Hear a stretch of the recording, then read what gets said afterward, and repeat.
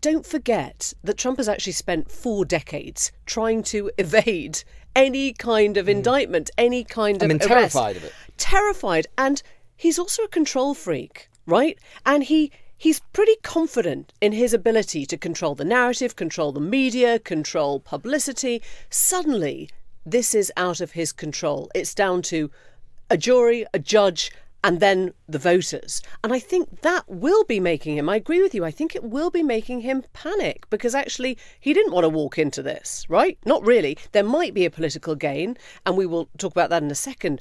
But right now, I think there's more panic than there is joy. But we also know what Trump can do when he's backed into a corner.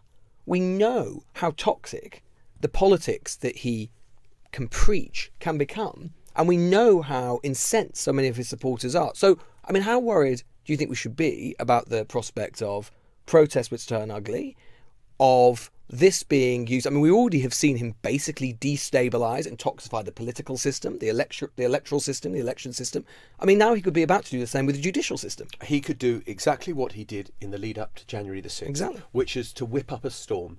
He could easily say to his supporters, you've got to come to Mar-a-Lago because I don't want to go, and you've got to put a ring of steel around Mar-a-Lago so that they can't get me. The Newsagents. This is a Global Player original podcast.